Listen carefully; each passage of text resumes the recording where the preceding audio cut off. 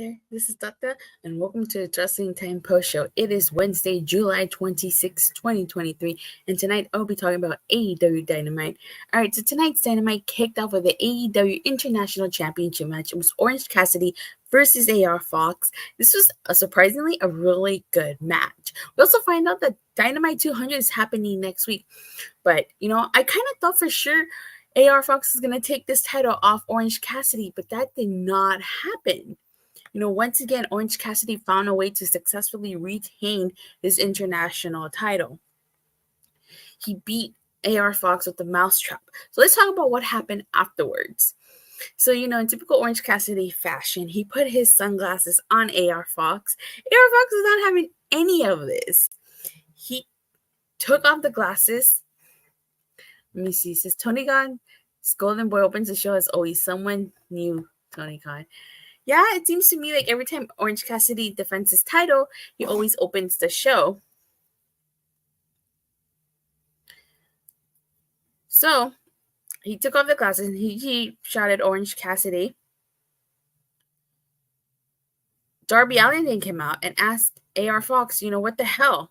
And he wanted to know why he attacked him. And then Jon Moxley came out and he attacked Orange Cassidy with a Death Rider. So it seems to me like they might be setting up a feud here with Jon Moxley and possibly Orange Cassidy. And AR Fox was not happy that Darby Allin confronted him. And this actually plays into effect on what happens later on in the night. So let's go ahead and talk about that. So we had Darby Allin versus Swerve Strickland. Darby Allin was accompanied by Nick Wayne. They've all had issues with Swerve Strickland. So this was a really good match. I enjoyed this match. It looked like that top rope driver that Darby Allin did, that Swerve Strickland did to Darby Allin on the ring apron was pretty cool. Now, somebody in a hoodie comes out and attacks Darby Allin. You know who that person was? It was AR Fox. He's turned heel and joined the Mogul MC. He helped Swerve Strickland defeat Darby Allin in this match. And then at the end, he attacked Nick Wayne and Darby Allin with the skateboard. So it seems like we might be getting a tag team match here. Probably, maybe, somewhere down the road. But, I'm very curious to see if AR Fox gives an explanation as to why he turned heel and why he attacked Orange Cassidy and Darby Allin.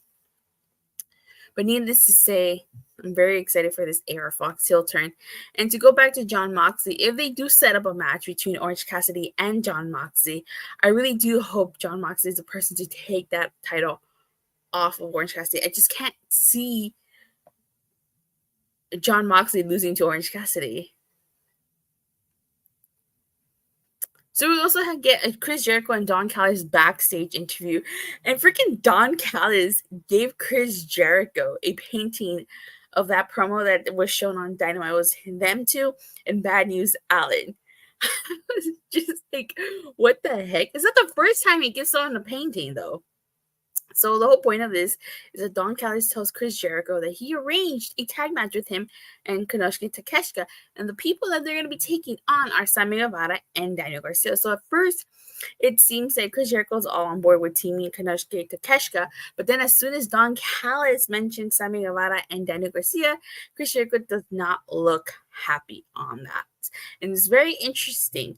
Very curious to see where they're going with Chris with this and whole Chris Jericho Don Callis thing, because somewhere later on in the night we do get a Jericho appreciation backstage segment where they talk about, you see Ty J, you see Angelo Parker and Matt Menard, they're all outside waiting for Chris Jericho. You see AR Fox's heel turn was good. Interesting to see where they take Fox and the Moab. Yeah, same here. They were all outside waiting for Chris Jericho, and Chris Jericho asked Ty Conti how her baby is doing, and she cuts to the real question and asking him what is going on.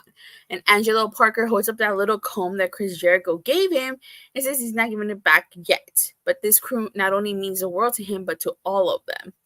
And he goes on to say that he thinks that it meant the same to Chris Jericho, but he's not entirely sure. So Anna Jay takes it upon herself to call Jericho out on being selfish and how they spent all their time appreciating Chris Jericho, but she doesn't think that Jericho appreciates them. So until they give him 100%, like Hagar said, they're not, until he does. They're not gonna give him 100% like Jack here. We are seeing the slowly breakup of JAS. Yeah, it seems like we are seeing the slow breakup of the JAS. And Jericho says it's not easy for him. And Matt Menard says it looks pretty easy. And he tells him to figure it out fast. So could Jericho just be playing Don Callis? Or are we really going to see Chris Jericho abandon JAS for Don Callis? It's just a theory that I have. What if it's not Jericho joining Don Callis' family? It's one of the members of JAS. I think it will be Sammy and Ty. Oh, that's interesting. Interesting theory there. So you get a Blackpool Combat Club, I guess like a promo or public service announcement as they put it, and they basically tell them, do not play with fire and don't mess with the BCC. And that Pac, the bastard, thinks that when he pulled out blood and guts was solely the beginning. Moxley says that people need to stay in their lane and the Lucha Brothers will pay for Pac's actions. So we're going to see Jericho join the Don Cal. Imagine? I don't know.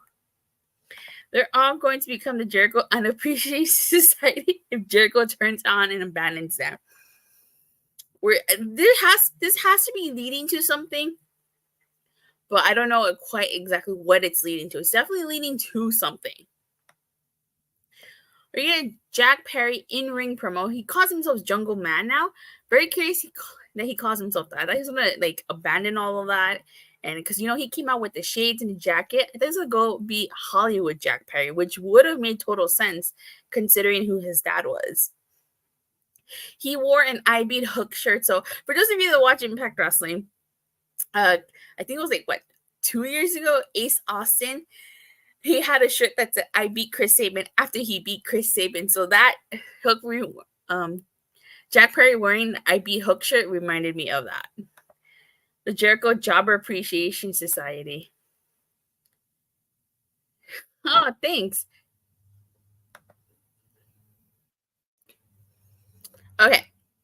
So he talks about how he beat Hook and how after one loss, Hook went home. He said that he was going to win a title, but he didn't want that title, the FTW title. And it was created in a second-class company full of scumbags.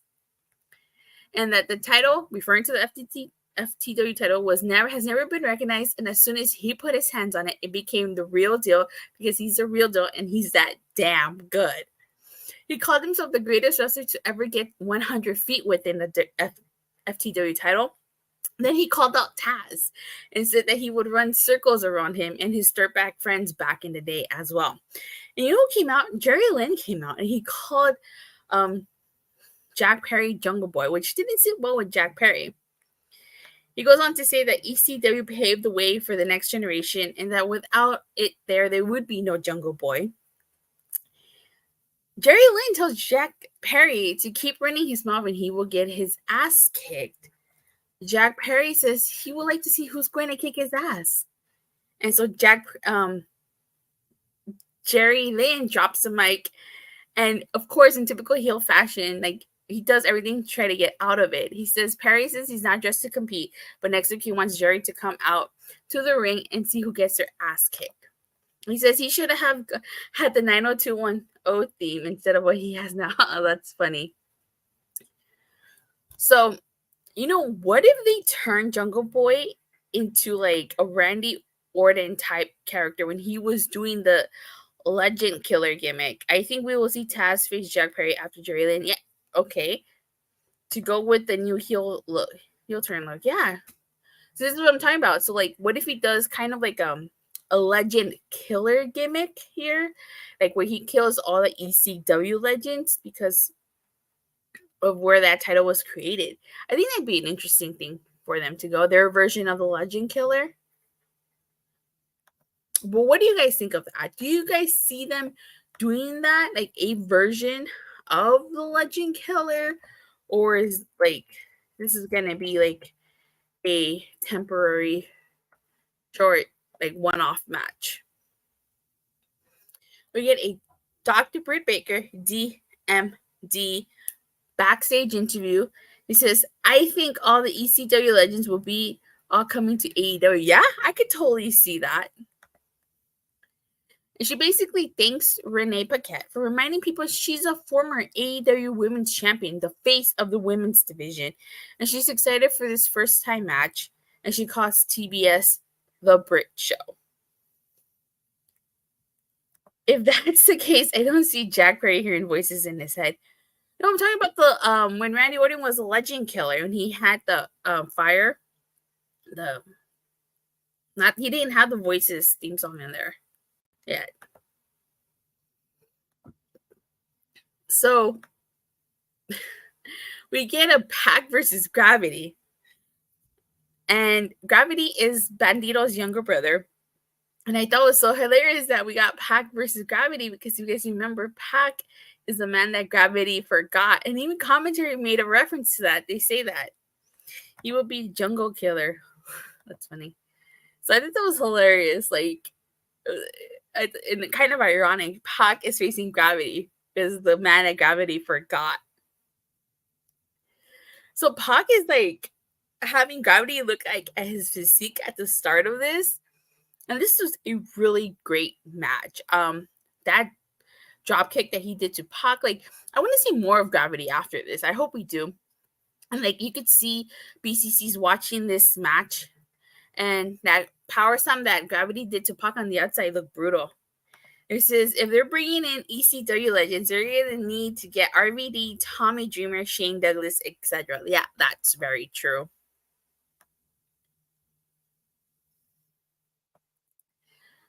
So Pac wins with an avalanche brainbuster, and he used a brutalizer, so he won by submission. Gravity, he's the guy moonwalking before he went to commercial. Just a minute match. The crowd didn't care for it as well. I feel like it was kind of a short match. Maybe why the crowd didn't care for it too much. But I liked it. Okay. So we get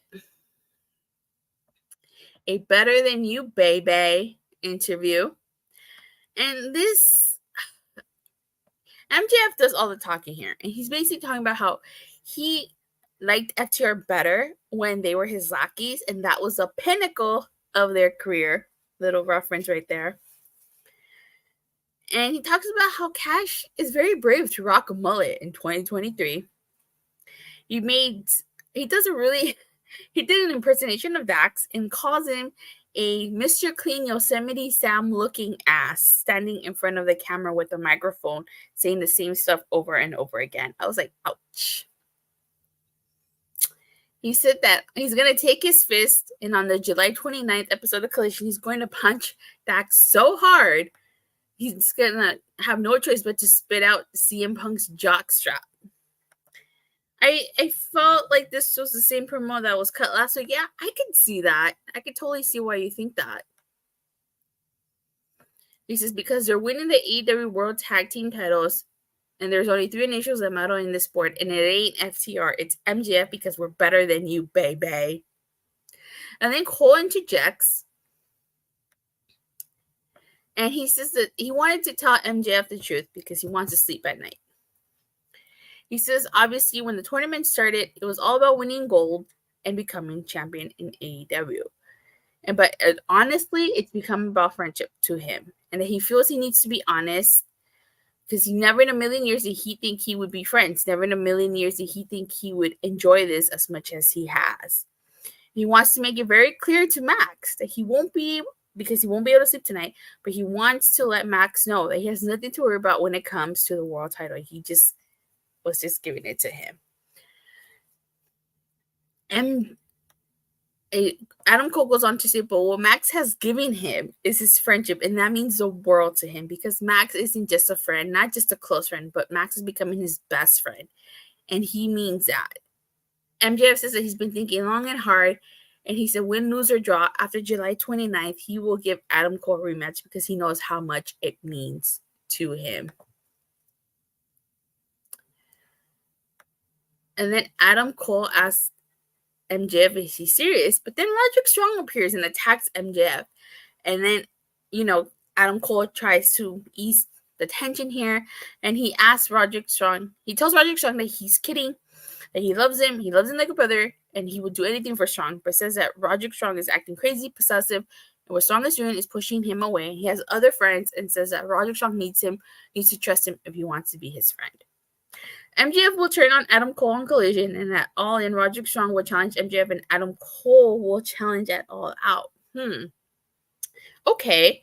See, I just feel like MJF turning on Adam Cole is kind of, let me see, Roderick Strong will turn on Cole. Okay, I could see that. I could definitely see that.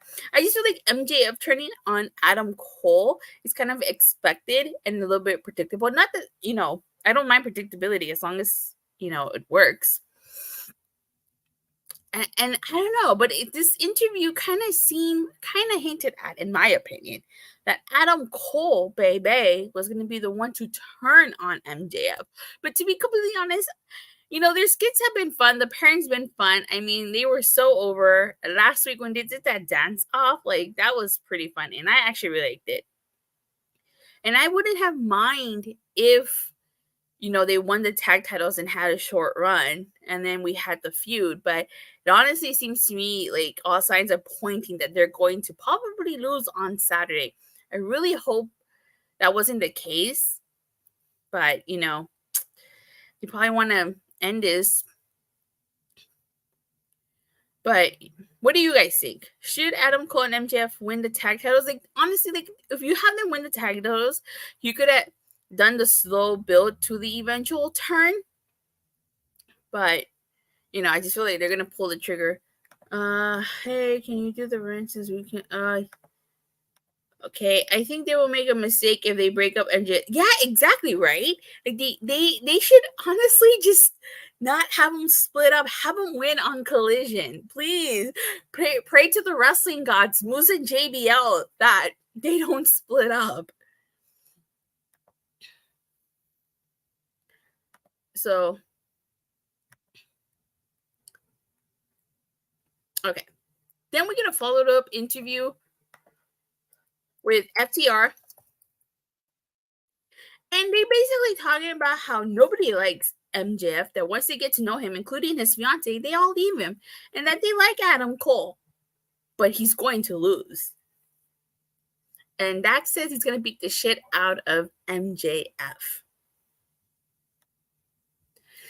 So again, like, I would not mind if MJF and Adam Cole win here. I really hope they win again, but I'm not expecting too much. So after this, we get Swerve, Strickland versus Darby Allin with Nick Wayne, which I talked about. So I'm going to go ahead and skip that. And I'm also going to skip the JAS Backstage Segment because I talked about that. I'm going to jump into... I have a sickening feeling that they will break up Cole and MJF. Yeah, Ricky Bobby throwing it out there. Okay, Ricky Bobby. By the way, if anybody doesn't get what I mean by that, watch Talladega Nights, the Ballad of Ricky Bobby. You'll understand the reference. So we get Dr. Britt Baker, DMD, versus Taya Valkyrie. And honestly, let me see what he say. It says FTR did say after this title run, didn't they say they retire? I think so. I don't recall what exactly I think they said that if they lost, they would retire. Talladega Nights, I haven't seen. You haven't seen Talladega Nights? So so you didn't understand my reference, or did you understand my reference? Okay. And honestly, I didn't think this was a bad match. It kind of seemed like there was this one spot where she botched the Road to Valhalla on Britt. I did like when Taya did mock Britt. However, one thing I didn't like here was Britt beating Taya Valkyrie, not only by submission, but the fact that Taya Valkyrie like tapped out really quick. Like, she didn't even try to get out of that thing. Like, as soon as Britt put the lockjaw on her, she just like tapped. Didn't even try to escape. She just threw in the towel. I knew it because of how many times it was referenced. Ah, I see it. Okay. But I thought it was an okay match, but still, like, I didn't like that. Like, you could have at least made her, escape a little bit, and then, or could have had her win. So the main event was a three-way match. It was Best Friends versus Lucha Brothers versus Jon Moxley and Claudio Castagnoli. This was a really fun match. You had a Swiss death from Claudio. You had Trent doing a missile dropkick to Claudio. You had a pop-up ace crusher on here. You had all six men going at it. And you had Best Friends with a hug. And then at the end, you had Penta Acero Miedo pin Trent with the fear factor. And so the Lucha Brothers do win this. And of course, at the end, a brawl breaks out. But, Orange Cassidy came out and he, this is Bacon says, I want Adam Cole to win, but I don't want FTR to retire. A fun main event. This was wrestling good. Yeah, it certainly was. So, Cassidy came out and he punched, he gave the orange punch to Wheeler Yuta, and then he got taken out by Jon Moxley. So, again, the fact that he got taken out by Jon Moxley and then they were still going at it kind of makes me think that there might be a rivalry brewing between them here. And I honestly would not be surprised if it does lead to a match. Maybe Jon Moxley's the guy to take the title off of Orange Cassidy. But what do you guys think of that? Of a potential Jon Moxley versus Orange Cassidy feud? And with that being said, I'm going to conclude my review right here. Overall, tonight's Dynamite was, it was all right. It was a pretty decent show. So stuff happened, but we're building towards Allin. We don't have a single match announced. So we're going to start building towards Allin. So, you know what? I give tonight's, 3 out of 10 mid show, coming off a great show in Blood and Guts last week. That is true. Compared this to Blood and Guts, this show was just a run-of-the-mill Dynamite. But I will say I did like it better than Monday Night Raw, that's for sure. So I give it a 6 out of 10. I thought it was all right. It wasn't too bad. We'll see how. Hopefully we get one match announced for Allin on Collision. Maybe I could see that. But with that being said, you guys, so thank you guys all so much for watching and for the continued support. Please don't forget to like and subscribe. Make sure you hit that bell so you get notified whenever I go live or release a new video. And Power Month is starting next week on Tuesday. If you don't know what that means, it's a celebration, month-long celebration of Power Rangers. We are celebrating 30 years of Power Rangers starting next Tuesday. So I do have some cool content coming out for Power Month, so make sure you keep an eye out for that. Remember, starts next Tuesday. But with that being said, I'll see you guys Friday after Rampage. Bye.